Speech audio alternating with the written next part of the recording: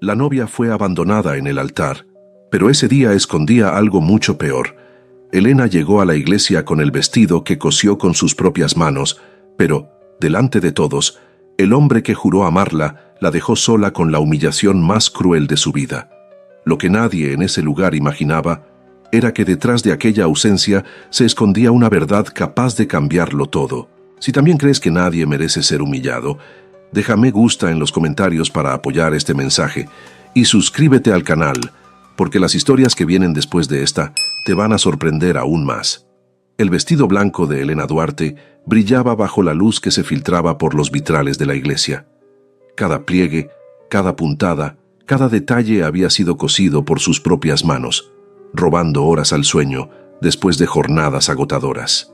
«Quedó hermoso, Elena», había dicho Rosa, su madre, con los ojos brillantes de orgullo mientras la ayudaba a acomodar el velo la noche anterior. Tomás no podrá creer lo afortunado que es. Ahora, parada frente al altar con ese mismo vestido, Elena sentía cómo sus manos temblaban sobre el pequeño ramo de flores silvestres, un ramo sencillo que ella misma había recogido y atado con una cinta celeste, ahorrando también en ese detalle para no comprometer más el presupuesto ajustado de la boda. La iglesia no estaba llena, pero tampoco vacía. Familiares cercanos, algunos vecinos del barrio, compañeros de trabajo, gente humilde como ellos, vestidos con sus mejores galas, ocupando los bancos de madera gastada. Una boda simple, pero digna. Eso era todo lo que Elena había soñado. El reloj de la pared marcó las 11:10. La ceremonia debía haber comenzado hace 10 minutos. «Seguro hay tráfico», susurró Rosa, apretando el brazo de su hija. «Ya sabes cómo se pone el centro los sábados». Elena asintió, intentando mantener la sonrisa. Pero en su interior, algo comenzaba a inquietarse. Tomás era puntual, obsesivamente puntual. En 8 años juntos, nunca había llegado tarde a una cita importante. 11:15. Los murmullos comenzaron a extenderse por la iglesia como pequeñas olas. Elena podía sentirlos a su espalda. Veía las miradas intercambiadas, los ceños fruncidos, los celulares consultados con disimulo. «Quizás deberíamos llamarle», sugirió el padre Francisco, acercándose con expresión preocupada. «¿Alguien tiene el número del novio?» 11:20. El murmullo era ahora una corriente imposible de ignorar. Elena permanecía inmóvil, con la vista fija en las puertas abiertas de la iglesia, esperando ver en cualquier momento la figura de Tomás corriendo hacia ella, con el rostro congestionado por la prisa y las disculpas en los labios. Pero las puertas seguían vacías. «Elena», la voz de Rosa temblaba ligeramente. «Tal vez deberías sentarte un momento. Estás muy pálida». «Estoy bien, mamá», respondió ella con una calma que no sentía. «Solo necesito un poco de aire». 11:25. La mancha de humedad que Elena había notado en el techo de la iglesia al entrar ahora parecía haberse extendido, o tal vez eran sus ojos nublándose. Sentía un zumbido en los oídos que amortiguaba las voces a su alrededor. Fue entonces cuando la vio. Camila, su amiga más cercana, avanzaba por el pasillo central con pasos rápidos. Su rostro, normalmente alegre y expresivo, estaba pálido como la cera, sus ojos enrojecidos. Llevaba en la mano el celular, apretándolo con tanta fuerza que los nudillos se le habían puesto blancos. El tiempo pareció detenerse mientras Camila recorría esos últimos metros hasta el altar. Elena observó cada detalle con una nitidez dolorosa. El vestido verde de Camila, ligeramente arrugado como si hubiera estado sentada mucho tiempo, el maquillaje corrido bajo sus ojos, el temblor de su barbilla mientras se acercaba. Cuando llegó hasta ella, Camila tomó sus manos. Estaban frías, casi tanto como las de Elena. «Elena, yo...» Su voz era apenas un susurro, pero en el silencio tenso que se había apoderado de la iglesia, sonó perfectamente audible. «Tomás no vendrá». Las palabras cayeron como piedras en un estanque tranquilo, creando ondas de incredulidad. «¿Qué quieres decir con que no vendrá?» La voz de Rosa se elevó, mezcla de confusión e indignación. Camila tragó saliva, sin soltar las manos de Elena, sin atreverse a mirarla directamente a los ojos. «Me llamó hace 10 minutos, dijo que no puede hacerlo, que lo siente, pero...» Se ha ido. ¿Ido? ¿Cómo que se ha ido? ¿A dónde? Las preguntas surgían de todas partes. Voces indignadas, sorprendidas, confusas, pero Elena ya no las escuchaba. Un frío extraño se extendió desde su pecho hasta la punta de sus dedos. Las palabras de Camila seguían flotando en el aire, pero ahora parecían lejanas, como si las oyera bajo el agua. «Está con alguien más», continuó Camila, y su voz se quebró en la última palabra. «Alguien que conoces». Y entonces, en medio de esa bruma helada que la envolvía, Elena lo entendió todo. La tardanza de Camila en llegar a la iglesia, sus ojos enrojecidos, la forma en que evitaba su mirada. No era solo la mensajera de la traición, era parte de ella. El descubrimiento debería haber sido devastador. Debería haberla hecho gritar, llorar, derrumbarse allí mismo sobre el suelo frío de la iglesia. Pero algo extraño sucedió dentro de Elena. Como si una puerta se cerrara y otra se abriera. Como si una parte de ella muriera y otra, desconocida hasta entonces, tomara el control. Con un movimiento suave, soltó las manos de Camila. «Entiendo», dijo con una voz que no parecía la suya. Una voz sin temblor, sin lágrimas contenidas. Luego, con la misma suavidad, como si realizara un antiguo ritual, Elena se quitó el velo. Lo sostuvo un momento entre sus manos, observando el encaje delicado que había cosido noche tras noche. Cada puntada, cada adorno, cada ilusión. Lo dobló cuidadosamente y lo colocó sobre el banco más cercano. «Elena, cariño». Rosa intentó acercarse, pero su hija negó con un gesto. Con el ramo aún sujeto en una mano, Elena se giró hacia los invitados.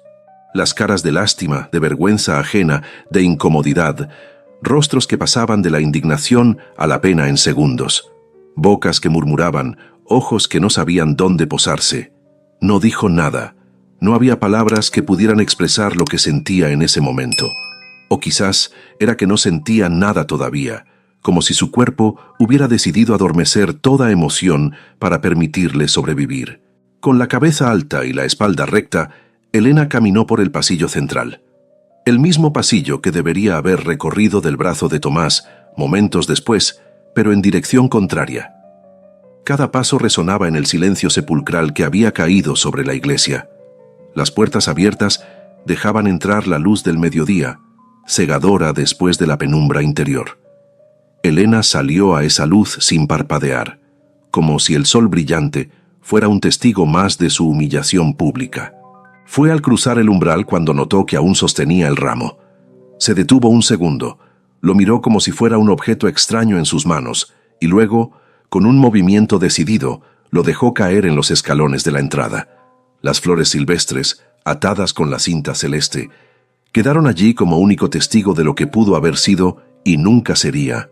Y Elena siguió caminando, alejándose de la iglesia, del vestido que había cosido con tanto amor, de los sueños que se desvanecían con cada paso que daba.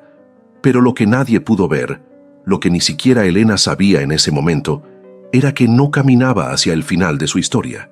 Caminaba hacia el principio de otra completamente distinta.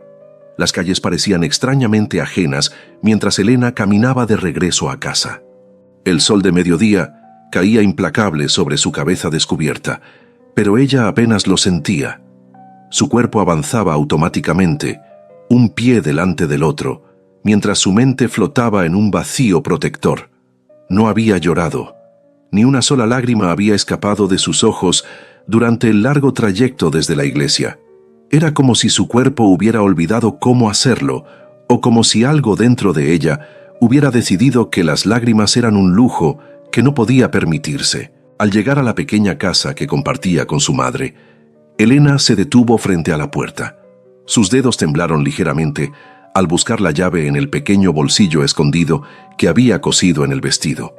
Un detalle práctico para una novia que había pensado en todo, excepto en la posibilidad de ser abandonada. Dentro, el silencio la recibió como un viejo conocido. Rosa no había regresado aún. Probablemente se habría quedado en la iglesia, dando explicaciones, gestionando la vergüenza familiar, despidiendo a los invitados con disculpas que no les correspondían. Elena se dirigió directamente a su habitación. El espejo de cuerpo entero que había comprado especialmente para este día le devolvió la imagen de una extraña. Una mujer con un vestido de novia arrugado, el cabello medio deshecho, los ojos secos pero enrojecidos. Una novia sin boda. Una promesa sin cumplimiento. Con dedos metódicos, comenzó a quitarse las horquillas del peinado, una a una, colocándolas sobre la pequeña mesa junto a la ventana. Luego desabrochó los diminutos botones de la espalda del vestido, esos que había cosido con tanto esmero, imaginando las manos de Tomás desabrochándolos en la noche de bodas. El vestido cayó a sus pies con un susurro, formando un círculo blanco a su alrededor. Helena salió de él como quien abandona una vida anterior. Lo recogió del suelo y lo extendió sobre la cama, alisando cada arruga con gestos automáticos. Fue entonces, en la soledad de su habitación, frente al vestido que simbolizaba todas sus esperanzas destrozadas, cuando las lágrimas finalmente llegaron, no como un estallido de dolor, sino como un río silencioso que encontraba su cauce natural. Corrían por sus mejillas sin sollozos, sin gemidos. Apenas un temblor en sus hombros delataba el llanto contenido. No supo cuánto tiempo permaneció así, inmóvil, dejando que el dolor fluyera libremente. El sonido de la puerta principal abriéndose la trajo de vuelta a la realidad. Rápidamente se secó las lágrimas con el dorso de la mano y se puso una bata sobre la ropa interior. ¿Elena? La voz de Rosa sonaba cansada, preocupada. «Estoy aquí, mamá», respondió intentando que su voz sonara firme. Rosa apareció en la puerta de la habitación. Sus ojos, tan parecidos a los de Elena, estaban hinchados de tanto llorar. Sin decir palabra, abrió los brazos. Elena se refugió en ellos como cuando era niña, como cuando el mundo era demasiado grande y aterrador. «Mi niña valiente», susurró Rosa, acariciando su cabello. «Tan digna, tan fuerte». Todos en la iglesia hablaban de cómo saliste con la cabeza alta. Elena no respondió. ¿Qué podía decir? ¿Que su dignidad era solo una máscara para el dolor más profundo que había sentido jamás? ¿Que la fortaleza que todos admiraban era solo el entumecimiento inicial del shock? «Te he preparado un té», continuó Rosa, separándose para mirarla a los ojos.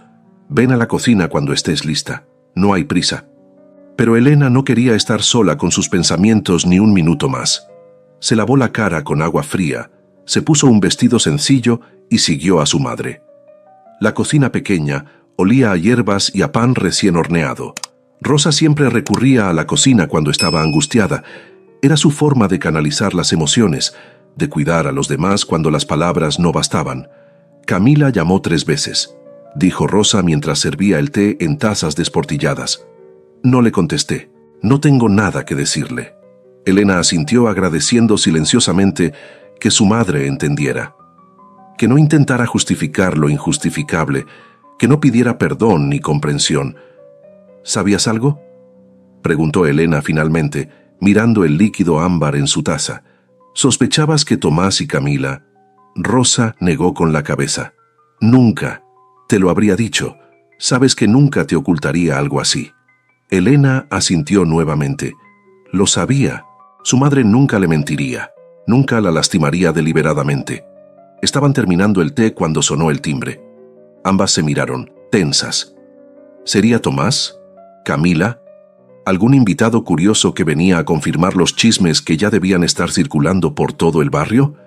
«Yo voy», dijo Rosa, levantándose con decisión.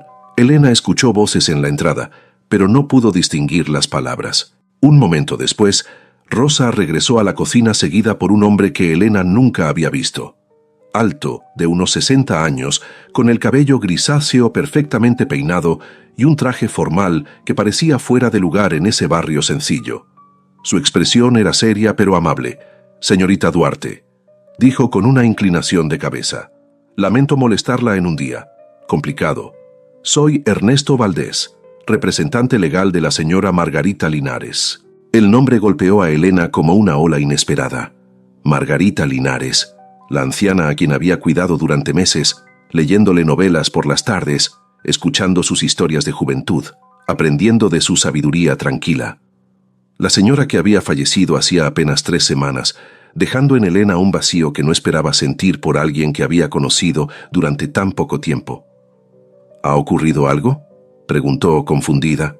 Su trabajo con la señora Linares había terminado. Las facturas estaban pagadas. No entendía qué podía querer su abogado ahora. Ernesto Valdés sacó un sobre de su maletín. Un sobre grande, color manila, sellado con cuidado. La señora Linares dejó instrucciones específicas para que esto le fuera entregado a usted hoy. Precisamente hoy, explicó, colocando el sobre la mesa de la cocina. Me pidió que esperara a que lo abriera, por si tenía alguna pregunta. Elena miró el sobre con desconcierto. ¿Hoy? ¿Cómo podía la señora Linares saber que este día, que debía haber sido el más feliz de su vida, se convertiría en el más doloroso? Con dedos temblorosos, abrió el sobre. Dentro había varios documentos legales y una carta escrita a mano, con la caligrafía elegante, pero ligeramente temblorosa de la anciana. Querida Elena, comenzaba la carta. Si estás leyendo esto, es porque ya no estoy entre los vivos y porque ha llegado el día que habías marcado en tu calendario con tanta ilusión, tu boda. No sé si este día habrá sido todo lo feliz que esperabas o si el destino te habrá traído sorpresas. Lo que sí sé es que eres una mujer excepcional que merece conocer la verdad que he guardado durante demasiado tiempo. En los documentos adjuntos encontrarás la historia completa de mi vida y de mi patrimonio. Un patrimonio que legalmente me pertenece, pero que ha estado en manos de Verónica Salvatierra durante los últimos 15 años, mediante engaños y manipulaciones que nunca tuve la fuerza para enfrentar. He observado a Verónica durante años, esperando ver en ella algún signo de arrepentimiento, algún cambio en su alma calculadora, pero con el tiempo solo se ha vuelto más fría, más despiadada, usando mi dinero y mi nombre para construirse una reputación de mujer intachable que está muy lejos de la realidad. Te elijo a ti, Elena, para que conozcas esta verdad y decidas qué hacer con ella. Los documentos te otorgan poder legal para reclamar lo que es mío y que, desde hoy, te lego a ti. No te elijo por lástima ni por caridad. Te elijo porque en los meses que cuidaste de mí, vi en ti algo que este mundo necesita desesperadamente: integridad. La capacidad de hacer lo correcto incluso cuando nadie te observa. De ser fiel a tus principios incluso cuando el camino es difícil. Haz con esta verdad lo que tu corazón considere justo. Con cariño eterno, Margarita Linares. Elena levantó la vista de la carta, sintiendo que el mundo giraba a su alrededor. Verónica Salvatierra, la mujer más respetada de la ciudad, la filántropa que aparecía en todos los periódicos locales, donando a causas benéficas, inaugurando hospitales, recibiendo premios por su labor social.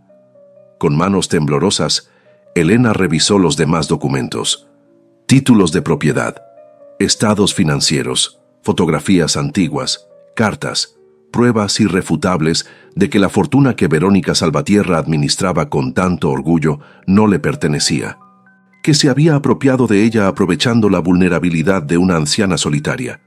«Esto es increíble», murmuró, abrumada por el peso de lo que acababa de descubrir.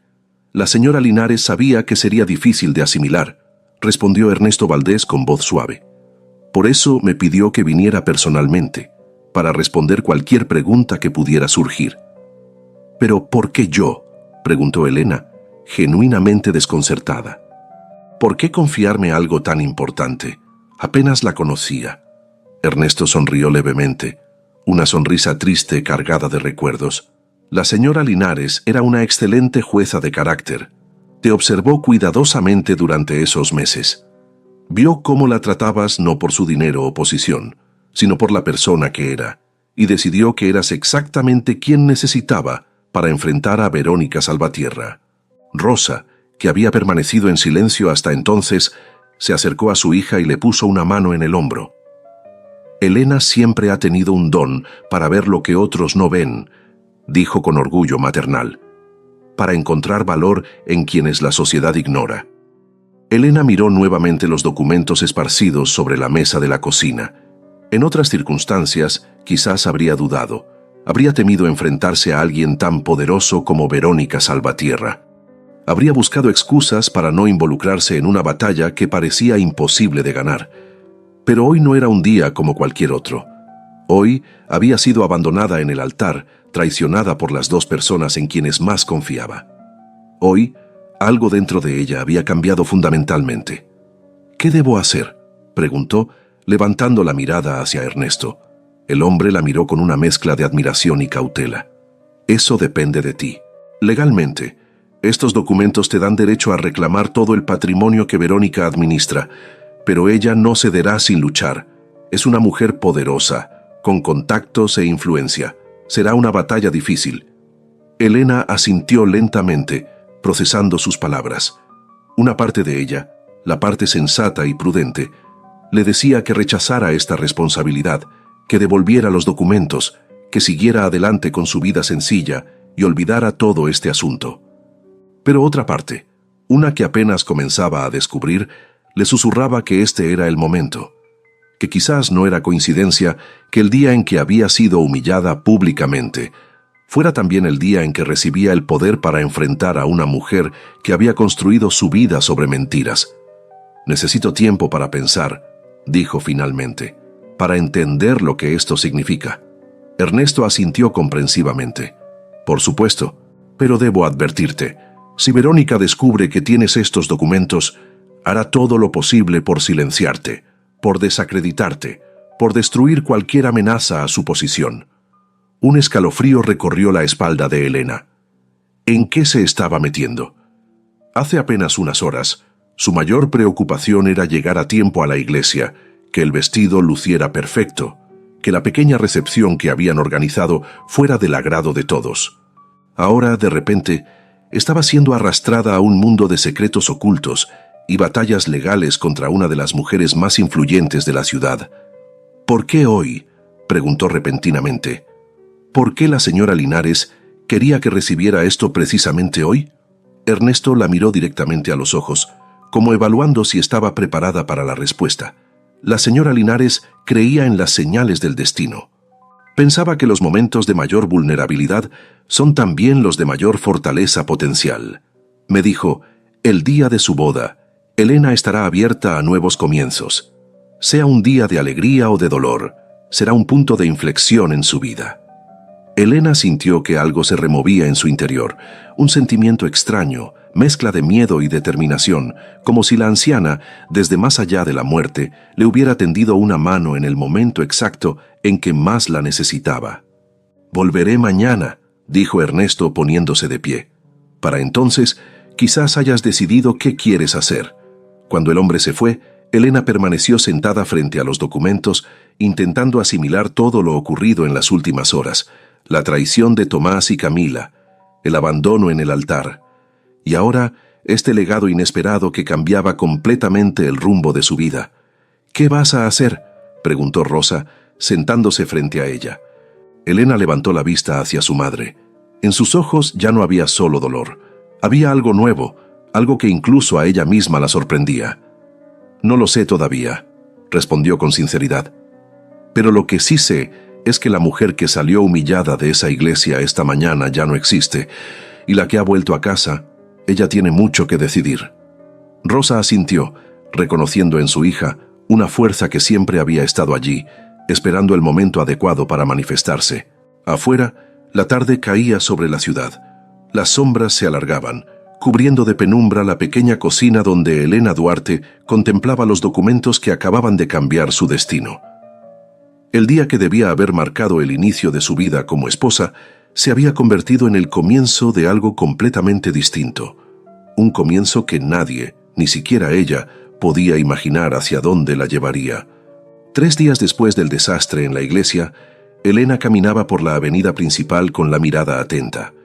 Cada cartel, cada vitrina, cada conversación captada al vuelo parecía mostrarle una ciudad que nunca había visto realmente, a pesar de haber vivido en ella toda su vida. Era como si los documentos de Margarita Linares hubieran puesto ante sus ojos un par de lentes especiales que le revelaban una realidad oculta. A Verónica Salvatierra inaugura nueva ala del hospital infantil, anunciaba un periódico en el kiosco de la esquina. La fotografía mostraba a una mujer elegante de unos 55 años, cabello rubio perfectamente peinado, sonrisa medida, cortando una cinta roja mientras decenas de personas aplaudían a su alrededor. Elena se detuvo, observando esos ojos fríos que miraban a la cámara con calculada bondad. ¿Cómo podía alguien parecer tan virtuosa mientras vivía una mentira tan grande? «Es un ángel, esa mujer», comentó la vendedora del kiosco, notando su interés. «Mi sobrina recibió tratamiento gracias a una de sus becas médicas. Si no fuera por la señora Salvatierra, muchos niños no tendrían esperanza». Elena asintió en silencio y continuó su camino. En la plaza central, una placa conmemorativa, Jardines Salvatierra. Donados por Verónica Salvatierra para el disfrute de todos los ciudadanos.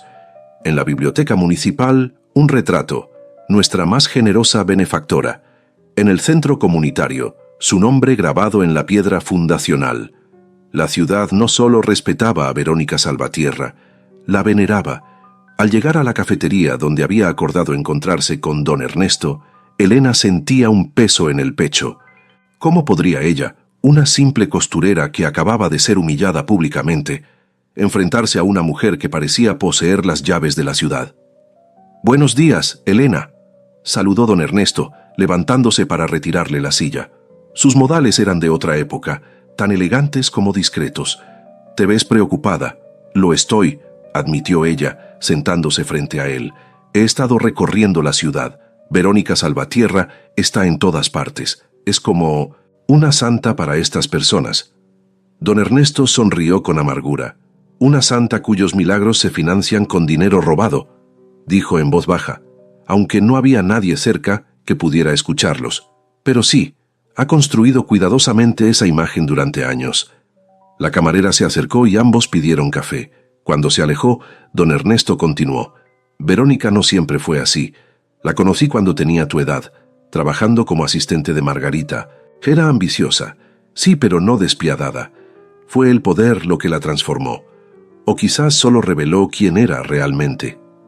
Elena observó sus manos sobre la mesa. Manos con pequeñas cicatrices de agujas, callosidades de horas sosteniendo las tijeras, dedos fuertes de tanto manipular telas difíciles, manos de una trabajadora, no de una vengadora. «No sé si puedo hacer esto», confesó finalmente. «Enfrentarme a ella. Es demasiado poderosa, demasiado respetada. Además, ¿qué pasaría si la derribo? Todas esas obras benéficas, esos programas sociales, ¿qué sería de la gente que depende de ellos?» Don Ernesto la miró con una mezcla de comprensión y tristeza. «Es exactamente lo que Verónica contaba que pensaras», respondió suavemente. «Ha creado un sistema donde parece indispensable, donde la verdad queda sepultada bajo el peso del miedo a perder lo poco que ella concede». Elena levantó la mirada, sorprendida por la precisión con que había captado su dilema. «Margarita vio algo en ti que quizás tú misma no ves todavía», continuó don Ernesto. «Vio a alguien capaz de distinguir entre justicia y venganza, alguien que podría exponer la verdad sin destruir lo bueno que, a pesar de todo, se ha construido con ese dinero». La camarera trajo los cafés, interrumpiendo brevemente la conversación. Cuando volvieron a estar solos, don Ernesto sacó de su maletín un sobre pequeño. «Hay algo más que debes saber», dijo, deslizando el sobre hacia ella. «Algo que ni siquiera Margarita conocía cuando te eligió». Con curiosidad, Elena abrió el sobre. Dentro había recortes de periódicos antiguos, algunos tan amarillentos que parecían desintegrarse al tacto. «El Imperio Salvatierra se expande», rezaba uno de los titulares, y debajo, una fotografía de Verónica Salvatierra junto a un grupo de empresarios sonrientes. Entre ellos, parcialmente oculto en el segundo plano, pero inconfundible para Elena, estaba Octavio Rivas, el padre de Tomás. «No entiendo», murmuró Elena, sintiendo que su corazón se aceleraba. «¿Qué tiene que ver la familia de Tomás con todo esto?» Don Ernesto tomó un sorbo de café antes de responder. Los Rivas eran socios menores de Verónica hace años, pequeños inversionistas que confiaron en ella justo cuando comenzaba a controlar el patrimonio de Margarita. Cuando las cosas se complicaron, Verónica los sacrificó para protegerse. Los dejó en la ruina. Las piezas comenzaron a encajar en la mente de Elena, la obsesión de Tomás por ascender socialmente, su ambición desmedida, su rechazo a hablar de su familia. «Tomás nunca me habló de esto», dijo finalmente. «Probablemente ni siquiera lo sabe. Era muy joven cuando ocurrió. Su padre murió poco después de un ataque al corazón. La vergüenza de la ruina, supongo. Elena sintió que el suelo se movía bajo sus pies. ¿Era posible que todo estuviera conectado? ¿Que el abandono en el altar fuera solo un hilo más en una trama mucho más compleja? Hay algo más, continuó don Ernesto, inclinándose hacia adelante. Algo que descubrí apenas ayer. Verónica ha estado adquiriendo propiedades alrededor del barrio donde vives. Pequeños negocios, casas antiguas, a través de empresas fantasma, por supuesto. ¿Mi barrio? ¿Por qué le interesaría un lugar tan humilde? Porque no será humilde por mucho tiempo. El ayuntamiento planea construir una nueva línea de metro que pasará justo por allí. El valor de esos terrenos se multiplicará por 10 en cuanto se anuncie oficialmente. Elena pensó en sus vecinos, en las familias que habían vivido allí por generaciones. Gente sencilla que sería desplazada sin misericordia cuando los especuladores inmobiliarios llegaran con sus ofertas aparentemente generosas. Si detenemos a Verónica ahora, continuó don Ernesto, no solo recuperaremos lo que le robó a Margarita, también podríamos evitar que destruya tu barrio. Una sensación extraña creció en el pecho de Elena. No era ira, aunque había algo de eso. No era miedo, aunque tampoco estaba ausente. Era algo más profundo, más antiguo.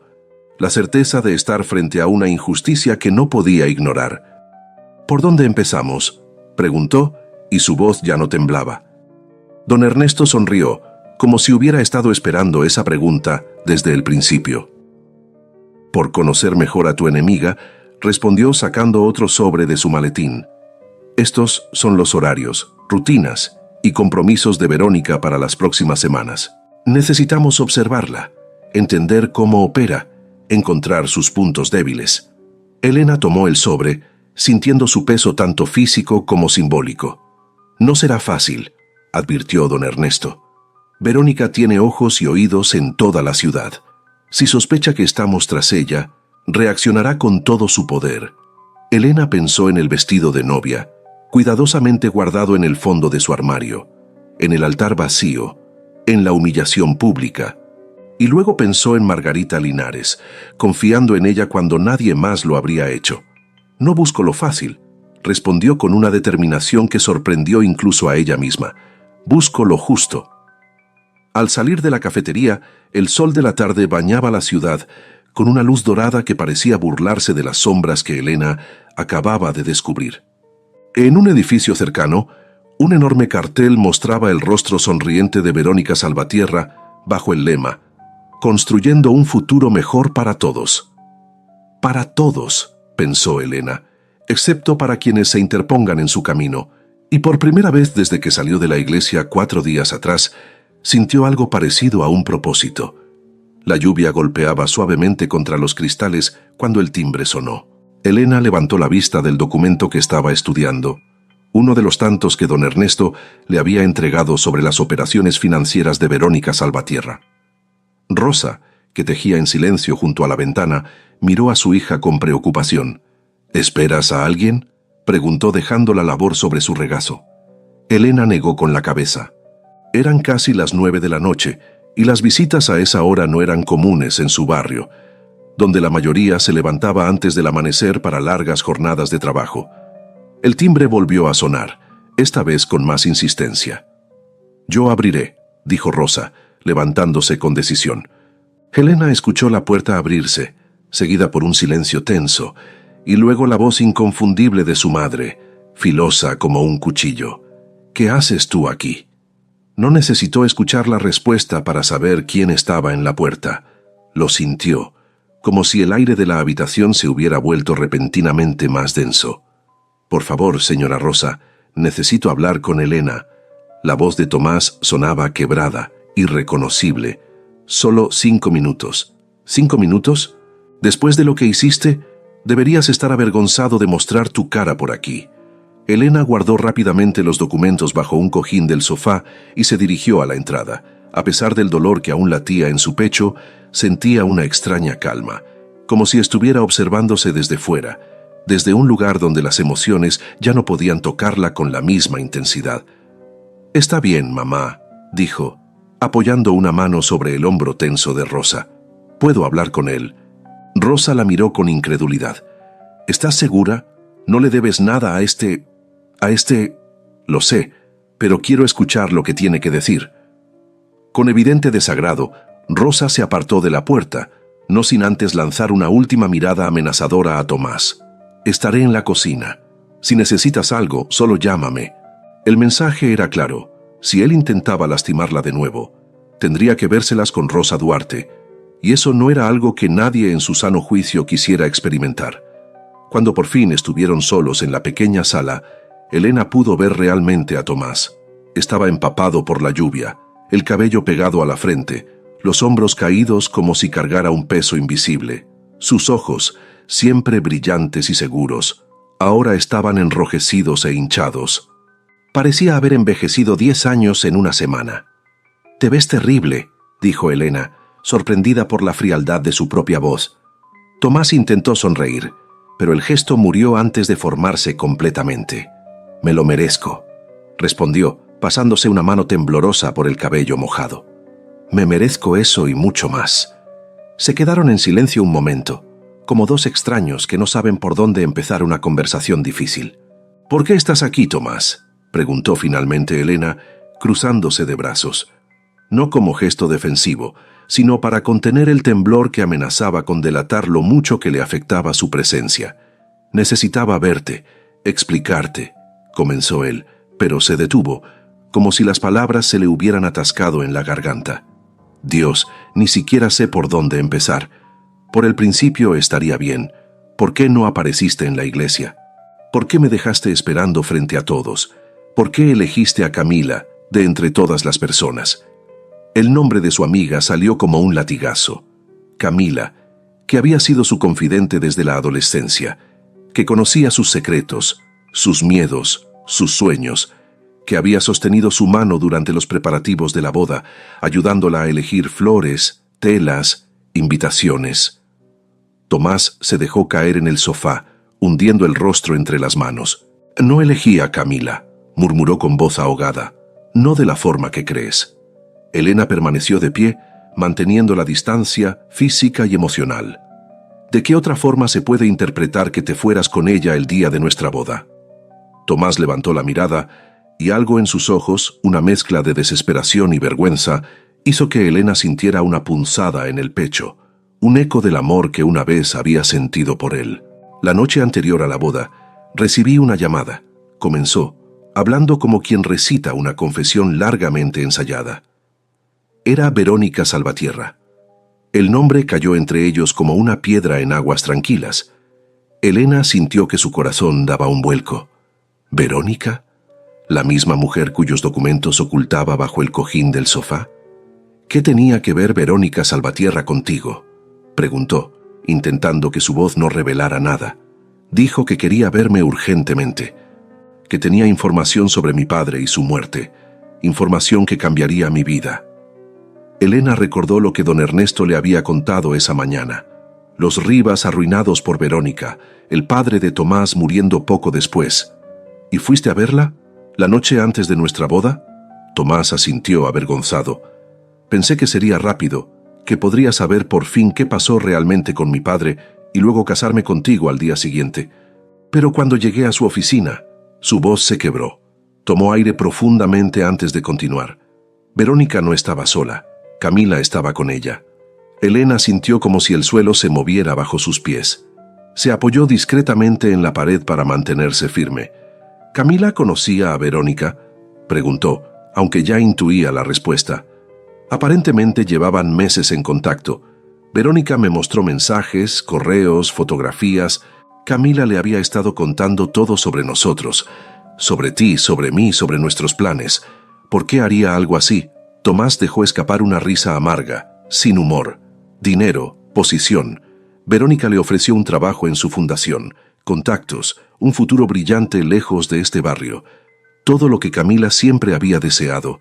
Elena recordó las conversaciones con su amiga. Las veces que Camila había expresado su frustración por no poder salir del barrio, por sentir que su vida estaba estancada mientras otros avanzaban. Realmente el resentimiento había echado raíces tan profundas como para traicionarla así. «Pero eso no explica por qué no apareciste en la iglesia», dijo Elena, volviendo al punto que más le dolía. Tomás cerró los ojos, como si el recuerdo fuera demasiado doloroso. Verónica me mostró supuestas pruebas de que tú me engañabas. Fotos, mensajes, incluso una grabación de lo que parecía ser tu voz hablando con otro hombre. ¿Qué? Eso es absurdo. Yo nunca... Lo sé, ahora lo sé, la interrumpió Tomás, levantando una mano. Todo era falso, manipulado, pero en ese momento, con Camila allí confirmando cada detalle, con mi cabeza llena de información sobre mi padre, sobre cómo murió realmente, yo le creí. El silencio que siguió fue denso, cargado de todas las palabras no dichas entre ellos.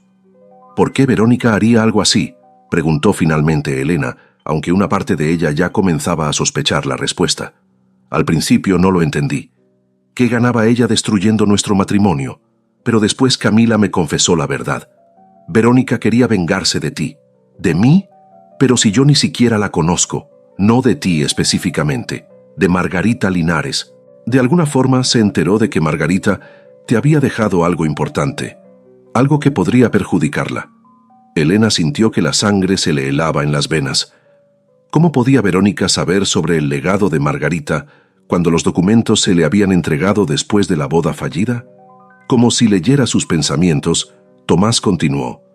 Verónica tiene contactos en todas partes. Alguien le avisó que Margarita había dejado instrucciones específicas para ti. No sabía exactamente qué, pero no podía arriesgarse. Así que decidió destruir nuestra boda, hacerme daño para asegurarse de que, devastada, no tendría fuerzas para enfrentarla. Tomás asintió lentamente, y yo fui lo suficientemente estúpido, lo suficientemente débil para ser su instrumento. Elena lo miró, realmente lo miró por primera vez desde que había entrado. Ya no veía al hombre que había amado, con quien había planeado un futuro. Veía a alguien roto, manipulado, pero también culpable por su propia debilidad. ¿Por qué Camila cambió de opinión? ¿Por qué te contó la verdad?, preguntó, intentando completar el rompecabezas. Porque Verónica la traicionó también. Le prometió un futuro brillante, pero apenas sirvió a su propósito, la desechó. Le dijo que nunca le daría un trabajo, que alguien capaz de traicionar a su mejor amiga no era digna de confianza. Una ironía cruel, pensó Elena. La maestra de la traición no toleraba traidores a su servicio. ¿Y ahora qué, Tomás? ¿Qué esperas de mí? Él la miró con ojos suplicantes, como un náufrago que avista tierra. Perdón, otra oportunidad. Entiendo si no puedes perdonarme ahora, pero con el tiempo... No hay tiempo que cure algunas heridas, Tomás, lo interrumpió Elena, sorprendida por la claridad con que veía las cosas ahora. No es solo que me abandonaras en el altar, es que no confiaste en mí. Preferiste creer en mentiras antes que en la mujer que supuestamente amabas. Estaba confundido, manipulado, se defendió débilmente. Y débil, añadió Elena, demasiado débil para resistir la tentación de creer lo peor de mí. Esa es la verdad, ¿no? Una parte de ti quería creerlo, porque te daba una excusa para huir de un compromiso que te asustaba. Tomás no respondió, pero su silencio era respuesta suficiente. Necesito que te vayas, dijo Elena finalmente. Elena, por favor. Verónica Salvatierra te usó, Tomás. Te usó para herirme, para debilitarme, y lo consiguió por un tiempo. Pero ya no más. Con cada palabra, Elena sentía que una nueva fuerza crecía en su interior, una certeza que no había sentido en días. Si realmente quieres hacer algo por mí y por nosotros, hay una manera, añadió, mirándolo fijamente. Lo que sea, respondió él, aferrándose a esa pequeña esperanza. Ayúdame a enfrentar a Verónica. Cuéntame todo lo que sabes sobre ella, sobre su operación, sobre sus puntos débiles. Los ojos de Tomás se abrieron con sorpresa y miedo. ¿Enfrentarla? ¿Estás loca? Es demasiado poderosa, demasiado peligrosa. Elena sonrió, una sonrisa que no tenía nada de la dulzura que él recordaba. También lo es la verdad, Tomás, también lo es la verdad. Cuando finalmente se fue, prometiendo pensar en lo que ella le había pedido, Elena regresó al sofá y sacó los documentos que había ocultado. Los miró con nuevos ojos, entendiendo ahora la magnitud de lo que Margarita Linares le había confiado. No era solo una cuestión de justicia privada, era algo mucho mayor. Rosa entró en la sala, observando a su hija con una mezcla de preocupación y orgullo. ¿Estás bien?, preguntó suavemente. Elena levantó la mirada de los documentos, y su madre vio en sus ojos un fuego que nunca antes había estado allí. «Mejor que bien», respondió. «Por fin entiendo lo que debo hacer».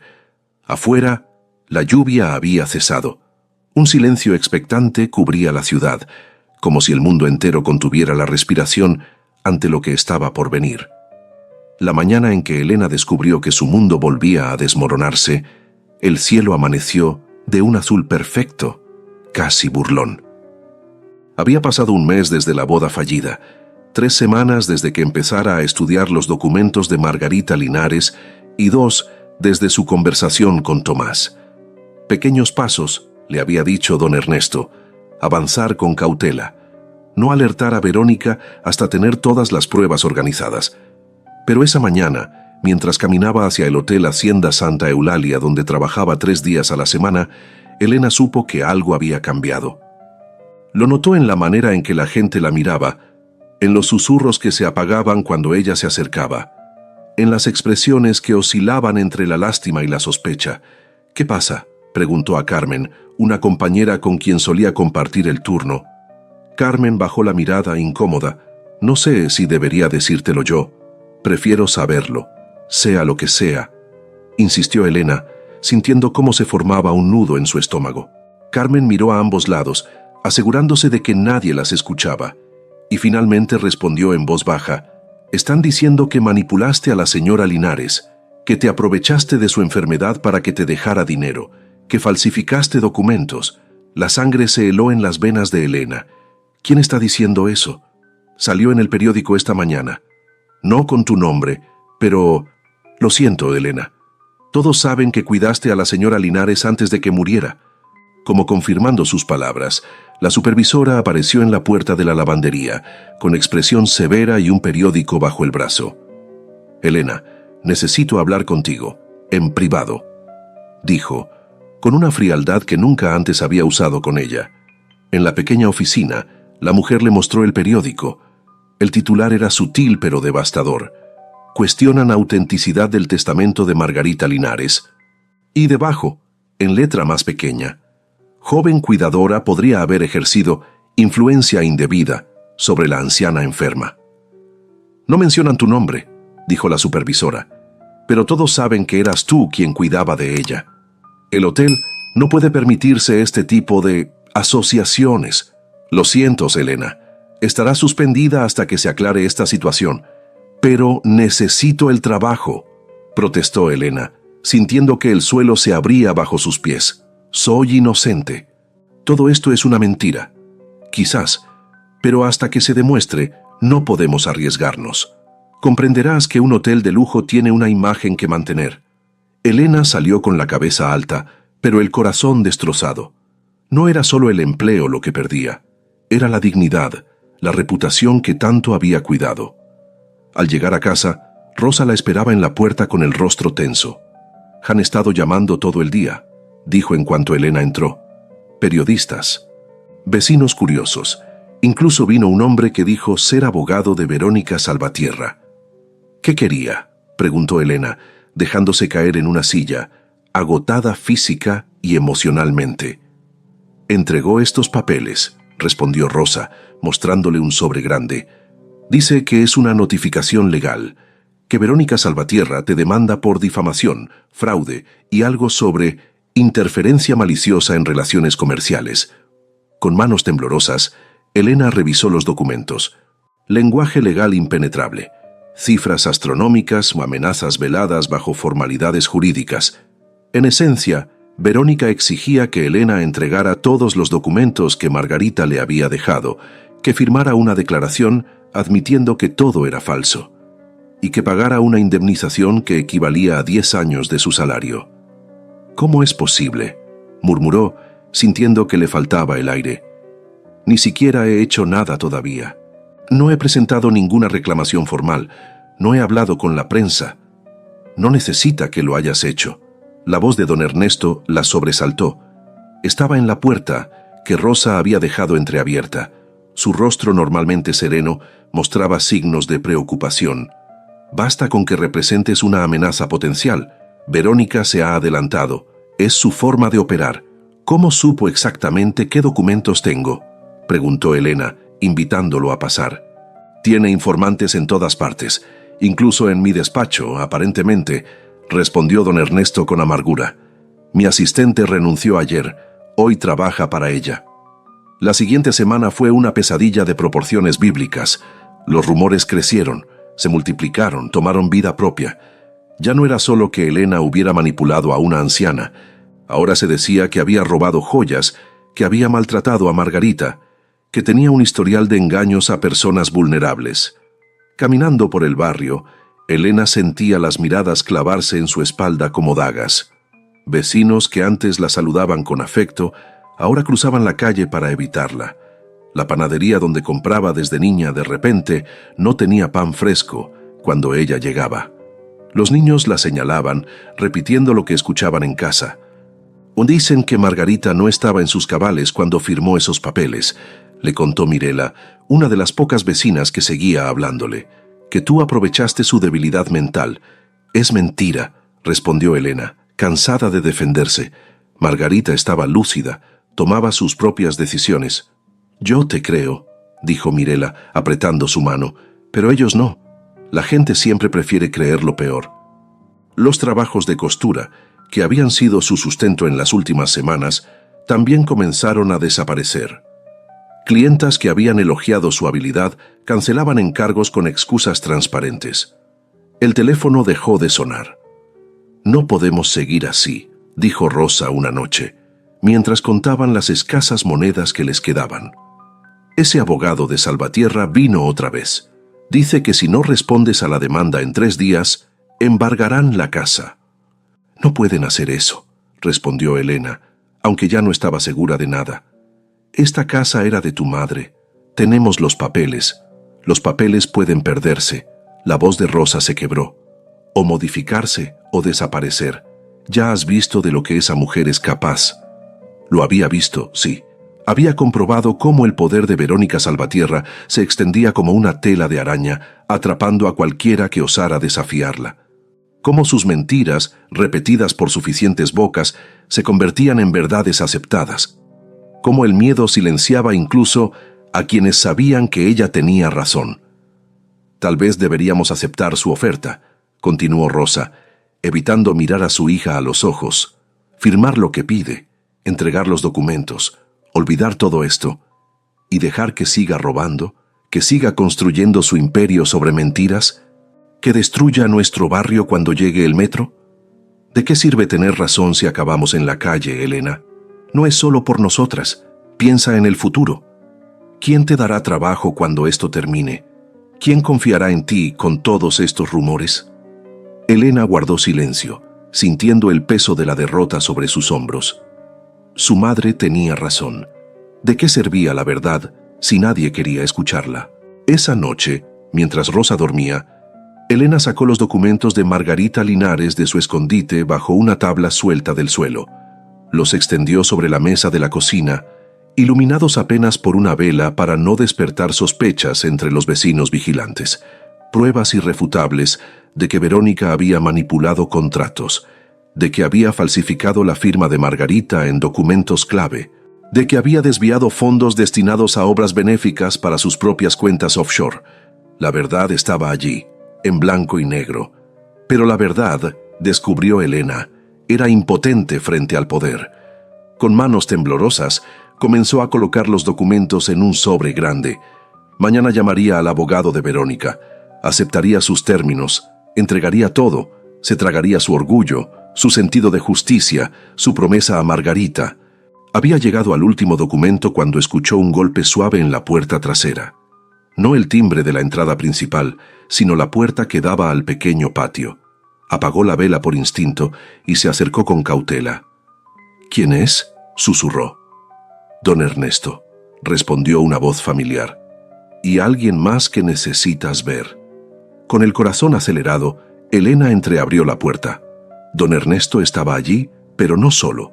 A su lado, una mujer mayor con un elegante abrigo y expresión severa la observaba atentamente. ¿Puedo pasar?, preguntó la mujer. Lo que tengo que decirte no puede esperar hasta mañana. Elena asintió confundida y se apartó para dejarlos entrar. Cuando la luz de la cocina iluminó el rostro de la visitante, Elena la reconoció. Era Adela, la tía de Valentina Urquiza, la mujer con quien Tomás había planeado casarse después de abandonarla a ella. «Sé lo que estás pensando», dijo la mujer notando su sorpresa. «Y sí, estoy aquí para ayudarte, porque hay algo que debes saber sobre Verónica Salvatierra, algo que cambiará completamente las reglas del juego». Y con esas palabras, la noche que había comenzado con rendición se transformó en el principio de algo completamente distinto. Verónica Salvatierra no es quien dice ser. Las palabras de Adela Urquiza flotaban en el aire de la pequeña cocina como una revelación sobrenatural. Ni siquiera ese es su verdadero nombre. Elena miró a don Ernesto, buscando confirmación. El hombre asintió gravemente. «La señora Adela me contactó esta tarde. Tiene información que cambia todo». Adela sacó una antigua fotografía de su bolso. La imagen, amarillenta por el tiempo, mostraba a dos jóvenes mujeres sonrientes, abrazadas como hermanas. «Esta es Margarita Linares», dijo, señalando a la mujer de la izquierda, reconocible a pesar de su juventud. «Y esta», su dedo se movió hacia la otra joven, «es Claudia Navarro, la verdadera Claudia Navarro, prima de Margarita y heredera de la mitad de la fortuna familiar». «No entiendo», murmuró Elena, mirando fijamente la fotografía. «¿Qué tiene que ver esto con Verónica?» «Claudia murió hace 20 años en un accidente en Europa», continuó Adela. «O eso es lo que todos creímos, lo que Verónica nos hizo creer». La revelación golpeó a Elena como una ola helada. «Está diciendo que Verónica Salvatierra es una impostora», confirmó Adela. «Una mujer que trabajaba para la familia Linares como asistente, que se ganó la confianza de Claudia y que después de su muerte asumió su identidad legal para reclamar su herencia». «Pero, ¿cómo es posible? La gente la conocía, habría notado que no era la misma persona. Nadie la conocía realmente en esta ciudad. Claudia había vivido casi toda su vida en el extranjero, y cuando regresó, lo hizo con un nuevo nombre, Verónica Salvatierra». Explicó el cambio diciendo que quería distanciarse de su pasado familiar, comenzar de nuevo. Elena intentaba procesar toda esta información. Si esto es cierto, ¿Margarita lo sabía? «Lo sospechaba», intervino don Ernesto. «Pero no tenía pruebas. Verónica fue muy cuidadosa, eliminando cualquier rastro, comprando silencios. Por eso Margarita te eligió a ti, Elena. Porque sabía que necesitaría a alguien fuera del círculo de influencia de Verónica para descubrir la verdad». «¿Y usted?». Elena miró a Adela con desconfianza renovada. «¿Por qué me ayuda ahora?». La mujer mayor sonrió tristemente. «Digamos que tengo mis propias razones para querer ver caer a Verónica, razones que conciernen a mi sobrina Valentina». «¿Tomás?», preguntó Elena, sintiendo un nudo en el estómago. «No fue el primero ni será el último hombre que Verónica manipula para conseguir sus fines», respondió Adela. «Valentina ha sido su víctima tanto como tú. La diferencia es que mi sobrina aún no lo sabe». Un silencio espeso cayó sobre la cocina mientras Elena asimilaba todo. Si lo que decían era cierto, no se enfrentaba solo a una mujer poderosa y sin escrúpulos, se enfrentaba a una criminal consumada, una usurpadora de identidades dispuesta a cualquier cosa para proteger su secreto. «¿Por qué me cuentan esto ahora?», preguntó finalmente. «¿Por qué no antes?». «Porque hasta ayer no tenía esto», respondió Adela, sacando otro sobre de su bolso. El certificado de defunción original de Claudia Navarro y una carta manuscrita de Claudia a Margarita, fechada 2 días después de su supuesta muerte. La letra es inconfundible. Probaría sin lugar a dudas que hubo fraude. Elena miró los documentos con una mezcla de esperanza y temor. ¿De dónde los sacó? «De la caja fuerte de mi hermano, Octavio Urquiza». La expresión de Adela se endureció. Parece que él y Verónica han sido socios durante años, socios en más de un sentido. ¿Su hermano está implicado en todo esto?, preguntó Elena, sorprendida. «Hasta el cuello. Pero es un cobarde. Guarda evidencia contra sus asociados como garantía. Nunca pensó que yo encontraría la combinación de su caja fuerte». Elena se levantó y comenzó a caminar por la pequeña cocina, pensando. Su mente, agudizada por semanas de estudio de los documentos de Margarita, trabajaba a toda velocidad, conectando puntos, viendo patrones donde antes solo había caos. No podemos atacarla directamente, dijo finalmente. No ahora que ha movilizado a toda la ciudad contra mí. Necesitamos ser más inteligentes que ella. ¿Qué propones?, preguntó don Ernesto. Elena se detuvo con una claridad repentina que la sorprendió a ella misma. Dejarla ganar, por ahora. ¿Qué? Rosa, que había permanecido en silencio todo este tiempo, se incorporó alarmada. ¿Después de todo lo que te ha hecho? Es exactamente lo que ella no espera, explicó Elena. Cree que soy como todos los demás que ha enfrentado, orgullosa, impulsiva, fácil de provocar. Quiere que actúe por rabia, que cometa errores. Don Ernesto asintió lentamente, comenzando a entender. En lugar de eso, la dejarás creer que te ha derrotado. Exactamente. Firmaré sus papeles. Le entregaré los documentos de Margarita. Me retractaré públicamente si es necesario. Pero todo nuestro caso, comenzó a protestar don Ernesto. Tendremos copias, lo interrumpió Elena. Y algo más importante, su confianza. Cuando Verónica crea que ha ganado, bajará la guardia, y entonces atacaremos donde más le duele, completó Adela, con un brillo de admiración en sus ojos. Su imagen pública, la veneración que esta ciudad le tiene. Elena asintió, sintiendo crecer dentro de ella una determinación feroz que nunca había experimentado. No la enfrentaré en los tribunales, donde su dinero puede comprar jueces y testigos. La enfrentaré en el único lugar donde no puede controlar completamente la narrativa, frente a todos aquellos a quienes ha engañado. Es arriesgado, advirtió don Ernesto. Si fallamos, no habrá segunda oportunidad. No fallaremos. La voz de Elena sonaba más segura de lo que se sentía. Porque haremos algo que Verónica nunca ha hecho, decir la verdad. Durante las 2 semanas siguientes, Elena interpretó el papel de su vida. Firmó los documentos que Verónica exigía. Entregó los originales de Margarita después de que don Ernesto hiciera copias certificadas ante notario. Incluso envió una carta de disculpa, redactada por los abogados de Verónica, en la que admitía haber malinterpretado las intenciones de la anciana. La humillación pública fue inmensa. El periódico local publicó la retractación en primera plana. Los vecinos cuchicheaban a su paso, ahora con la satisfacción de ver confirmadas sus sospechas. Rosa sufría en silencio, confiando en su hija pero temiendo por su futuro. Mientras tanto, en la sombra, el plan tomaba forma. Adela Urquiza proporcionó acceso a círculos sociales que de otro modo habrían permanecido cerrados para Elena. Don Ernesto organizó discretamente las pruebas, preparando un expediente irrefutable sobre la verdadera identidad de Verónica. Y sorprendentemente, Tomás demostró ser útil. Grabé algunas conversaciones, confesó una noche, visitando a Elena en secreto, entre Verónica y su círculo íntimo. Después de lo que me hizo, de cómo usó a Camila y a mí, quería tener algo contra ella, por si acaso. Las grabaciones eran dinamita pura.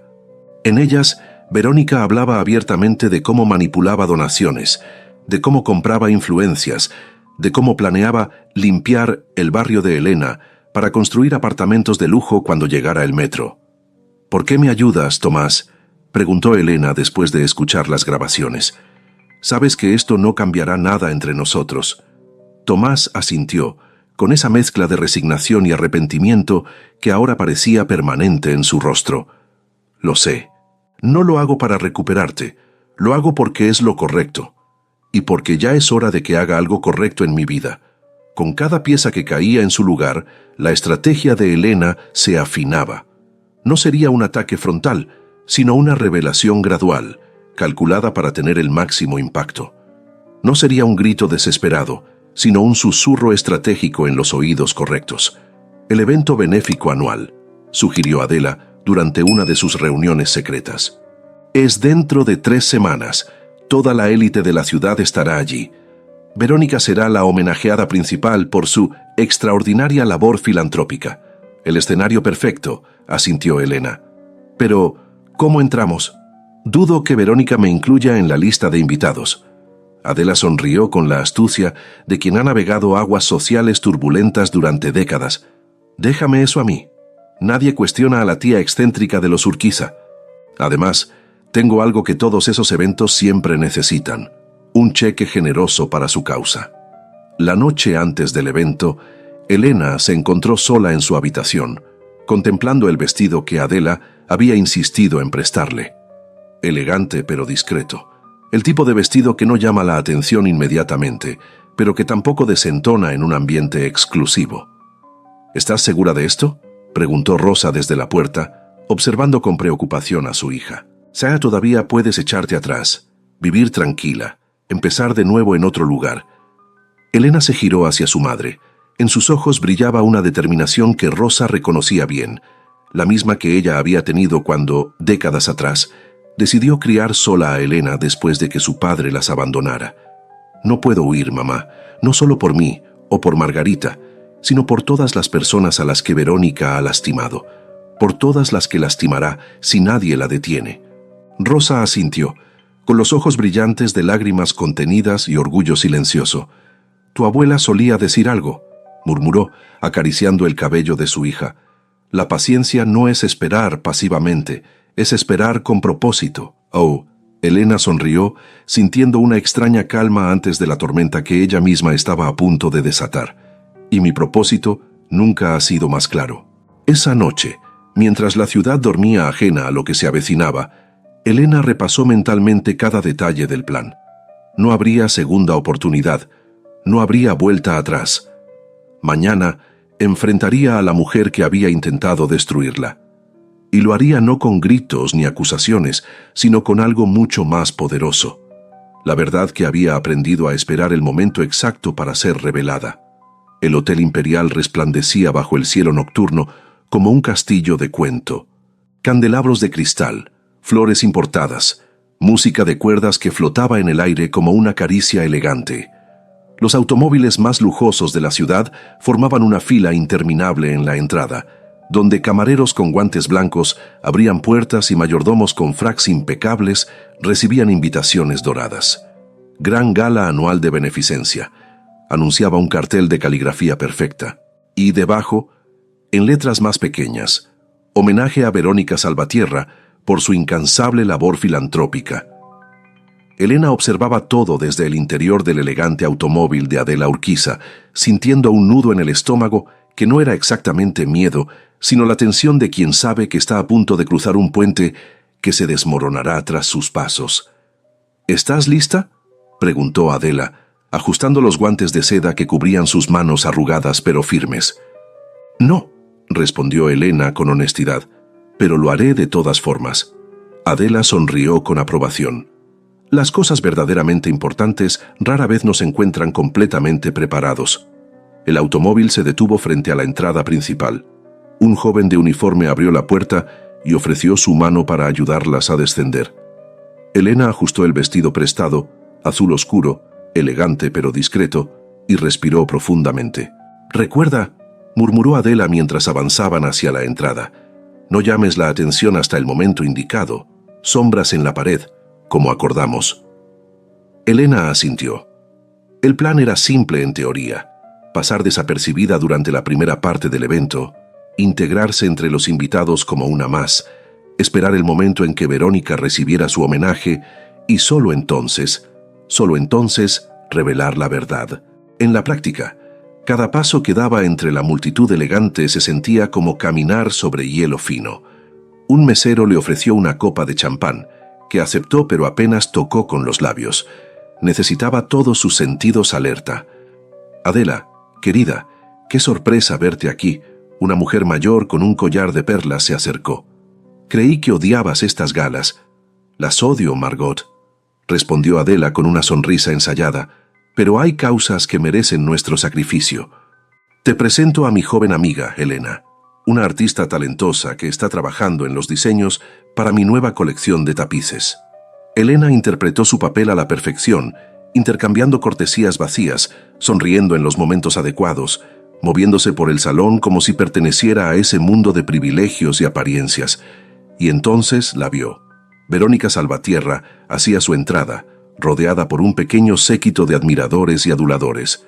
Vestía un traje color champán que debía costar más que todo lo que Elena había ganado en un año. Su cabello, ese rubio plateado artificialmente perfecto, brillaba bajo las luces como una corona. Su sonrisa calculada se desplegaba como un arma de precisión, dirigida exactamente a quien debía impresionar en cada momento. Por un segundo, sus miradas se cruzaron a través del salón.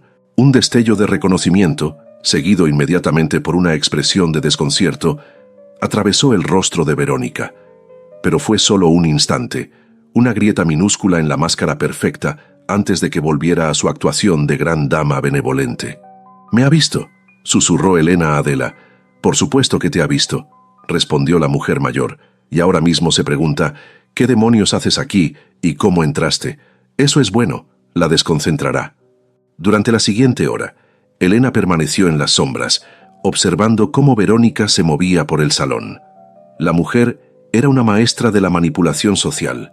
Aquí una carcajada elegante, allí una mano compasiva sobre un brazo, más allá una confidencia susurrada que hacía sentir especial al receptor. Todos orbitaban a su alrededor como planetas alrededor de un sol deslumbrante pero tóxico. A las 10 en punto, las luces se atenuaron ligeramente y un hombre de edad avanzada subió al pequeño escenario dispuesto en el extremo del salón. El alcalde de la ciudad, con su traje impecable y su sonrisa política. «Queridos amigos», comenzó, y el murmullo del salón se apagó gradualmente. «Nos reunimos esta noche para celebrar la generosidad que mantiene vivo el corazón de nuestra comunidad, y nadie encarna mejor ese espíritu que nuestra homenajeada de esta noche». Elena sintió que su propio corazón se aceleraba. El momento se acercaba. Don Ernesto debía estar ya posicionado cerca de las puertas laterales, con los documentos preparados. Tomás, según lo acordado, estaría junto a la mesa de sonido, listo para reproducir las grabaciones en el momento preciso. Una mujer que ha dedicado su fortuna y su vida al bienestar de los menos afortunados, continuaba el alcalde. Sí que ha construido hospitales, financiado escuelas, creado oportunidades donde solo había desesperanza. Elena buscó a Adela con la mirada y la encontró ya preparada, con un gesto casi imperceptible que indicaba que era hora de moverse. Lentamente, comenzaron a acercarse al escenario, bordeando la multitud absorta en el discurso del alcalde.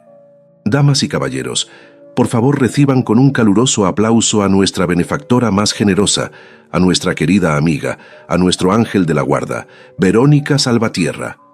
El aplauso fue ensordecedor. Verónica subió al escenario con la gracia estudiada de una reina, su sonrisa resplandeciente, sus ojos brillantes con lágrimas cuidadosamente dosificadas para parecer emocionada pero no descompuesta. «Gracias, gracias a todos», dijo cuando el aplauso comenzó a menguar. «No tengo palabras para expresar lo que significa para mí este reconocimiento, aunque, debo aclarar, no lo merezco». «Falsa modestia», pensó Elena. Otro truco de su repertorio. «Todo lo que he podido hacer», continuó Verónica, «ha sido gracias a los valores que mi familia me inculcó, al legado de generosidad de mi querida prima Margarita Linares, quien me enseñó que la verdadera riqueza está en lo que damos, no en lo que acumulamos». La mención de Margarita fue la señal. Elena dio un paso adelante, saliendo de las sombras justo cuando Verónica concluía su frase. Su movimiento fue tan fluido, tan perfectamente sincronizado, que pareció parte del espectáculo. El murmullo comenzó inmediatamente. ¿Quién era esa mujer? ¿Por qué avanzaba hacia el escenario sin ser anunciada? Verónica la vio entonces, completamente, sin la distracción de la multitud entre ellas. Su expresión se congeló por un instante, antes de recomponerse en una sonrisa tensa. «Parece que tenemos una invitada inesperada», dijo con una risa ligera, intentando controlar la situación.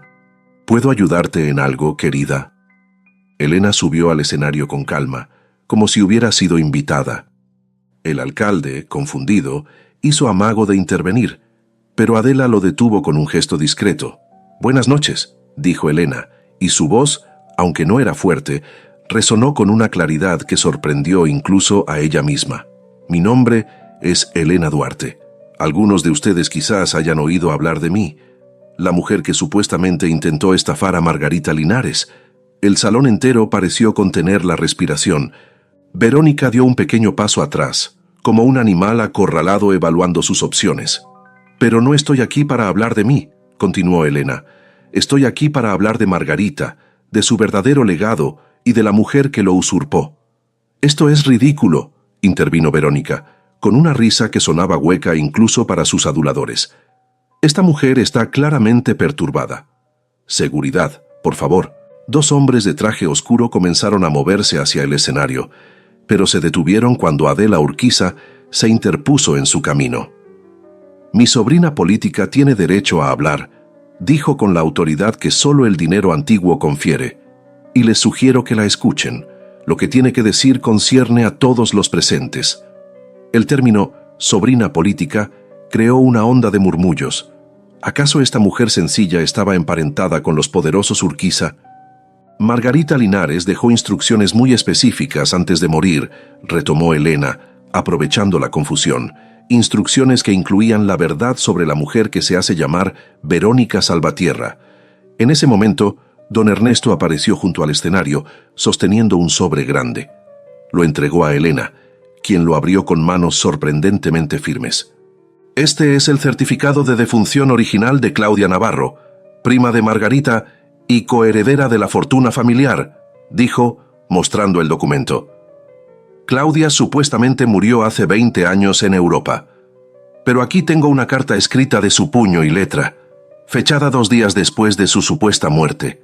La multitud estaba ahora completamente silenciosa, hipnotizada por el drama que se desarrollaba ante sus ojos». Verónica había perdido todo color en el rostro. Sus ojos saltaban de Elena a las salidas, calculando desesperadamente sus opciones.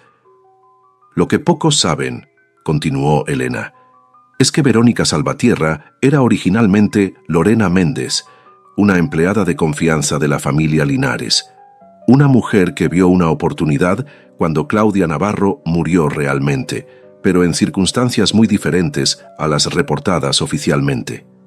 «¡Suficiente!», exclamó Verónica o Lorena, con una voz que ya no tenía nada de la dulzura calculada de antes. «No permitiré que una don nadie, una costurera fracasada, venga a ensuciar mi nombre con mentiras absurdas».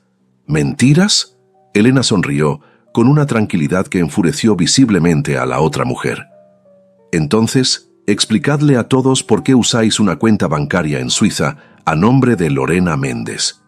Explicadles por qué todas las pruebas caligráficas demuestran que la firma de Claudia Navarro, después de su regreso, es completamente diferente a la original. Explicadles por qué la cirugía plástica que os hicisteis coincide exactamente con vuestro supuesto accidente. Cada revelación era como un latigazo. La audiencia, compuesta por la élite de la ciudad, personas acostumbradas a escándalos discretos y secretos bien guardados, observaba con una mezcla de horror y fascinación morbosa. Fue entonces cuando Tomás hizo su parte. Las pantallas dispuestas alrededor del salón para mostrar imágenes de las obras benéficas de Verónica se encendieron con algo completamente distinto: documentos, fotografías comparativas y, finalmente, lo más devastador, un video. En la pantalla apareció Verónica, en la intimidad de su oficina, hablando con una frialdad espeluznante. «Por supuesto que no me importan esos mocosos del hospital, pero la foto con ellos quedará perfecta para la revista. Lo importante es el terreno que conseguiremos cuando el ayuntamiento apruebe el proyecto del metro. Convertiremos ese barrio de ratas en apartamentos de lujo». Un jadeo colectivo recorrió la sala. Verónica se lanzó hacia Elena con la furia de quien lo ha perdido todo, pero fue detenida por el propio alcalde, quien instintivamente se interpuso. «¡Esto es un montaje!», gritó, su elegancia completamente olvidada. «Una conspiración para destruirme. Todos vosotros me necesitáis. Sin mí esta ciudad no es nada». Pero sus palabras solo servían para hundirla más. Con cada negación desesperada, con cada acusación salvaje, revelaba más de su verdadero rostro. «La policía ya está en camino», anunció don Ernesto, acercándose al escenario. «Todos los documentos han sido entregados a las autoridades esta tarde, incluyendo pruebas de malversación de fondos benéficos, fraude de identidad y evasión fiscal. La multitud comenzó a apartarse de Verónica como si fuera portadora de una enfermedad contagiosa. Los mismos que minutos antes competían por estar cerca de ella, ahora evitaban su mirada. Margarita Linares me eligió, dijo Elena, dirigiéndose ya no solo a Verónica, sino a todos los presentes. No porque fuera especial, sino porque era invisible para vosotros, la mujer que limpiaba vuestras casas, que planchaba vuestras sábanas, que cosía vuestros dobladillos. Invisible como lo fue ella cuando esta impostora le robó no solo su fortuna, sino su voz. El silencio que siguió fue absoluto, un silencio cargado de vergüenza colectiva, de reconocimiento tardío, de verdades incómodas finalmente expuestas. Y en medio de ese silencio, algo extraordinario ocurrió. Una mujer de la audiencia dio un paso al frente. Era Valentina Urquiza, la exprometida de Tomás, quien había permanecido en las sombras hasta ese momento. «Yo la creo», dijo con voz clara, mirando directamente a Elena.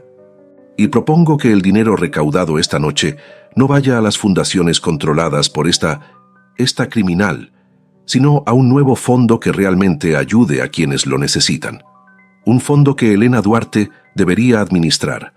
Uno a uno, los miembros de la élite que minutos antes adoraban a Verónica comenzaron a asentir, a aplaudir la propuesta, a distanciarse visiblemente de la caída en desgracia.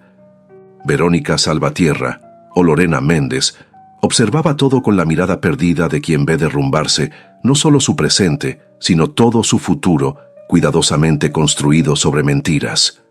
Cuando la policía finalmente llegó y se la llevaron, no con esposas, pero sí con la humillación de ser escoltada fuera bajo la mirada de todos, Elena sintió no satisfacción, sino un extraño vacío. Como si toda la energía acumulada durante semanas de planificación se hubiera evaporado de golpe. «Lo lograste», susurró Adela, apretando suavemente su mano.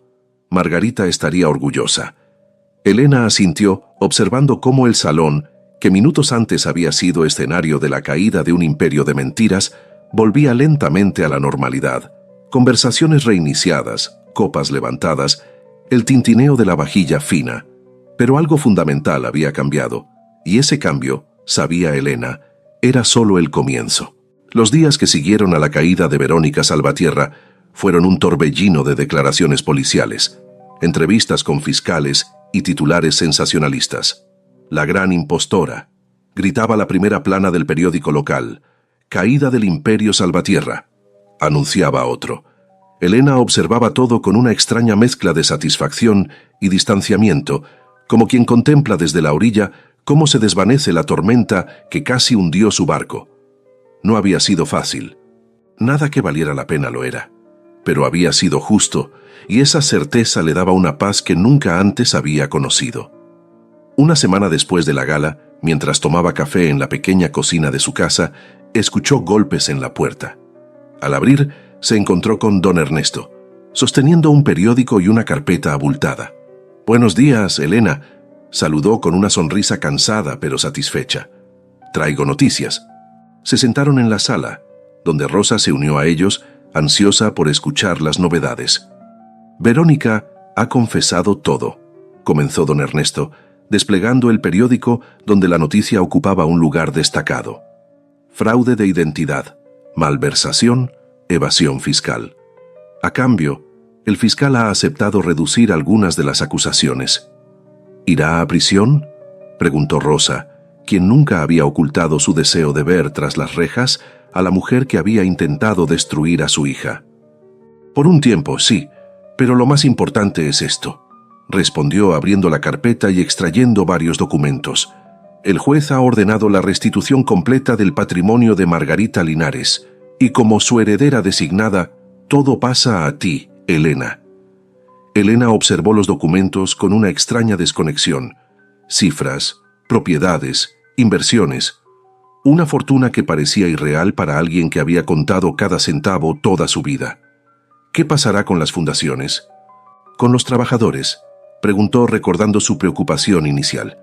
«El juez ha permitido que continúen operando bajo supervisión judicial hasta que tú decidas qué hacer con ellas», explicó don Ernesto. «Los empleados están a salvo por ahora». Elena asintió aliviada. No quería que personas inocentes pagaran por los crímenes de Verónica. «Hay algo más», continuó don Ernesto. «Adela Urquiza y un grupo de ciudadanos prominentes han formado un comité para supervisar la transición. Están impresionados con tu integridad, Elena. Quieren que lideres la reestructuración de las obras benéficas». Una risa incrédula escapó de los labios de Elena. «¿Yo? ¿Una costurera sin estudios universitarios?». Don Ernesto sonrió. «Precisamente por eso. Alguien que conoce de primera mano lo que significa necesitar ayuda. Alguien que no se dejará deslumbrar por el poder o el dinero». Los días siguientes trajeron más cambios. El hotel donde Elena había trabajado le ofreció disculpas públicas y le rogó que regresara, esta vez con un puesto directivo. Ella rechazó cortésmente. Tenía otros planes. Con parte del dinero recuperado, compró un local pequeño pero luminoso en el centro del barrio. «Creaciones Elena», decía el modesto cartel en la puerta. Un taller de costura que pronto se convertiría en una pequeña escuela para jóvenes del barrio que quisieran aprender el oficio. Las vecinas que antes la evitaban, ahora pasaban a saludarla, a felicitarla, a pedirle consejos. Elena las recibía con la misma calidez de siempre, sin rencor pero también sin olvidar quienes habían permanecido a su lado en los momentos difíciles. Una tarde, mientras ajustaba un vestido en su nuevo taller, la campanilla de la puerta sonó. Era Tomás. «Se ve bien», dijo él, señalando alrededor.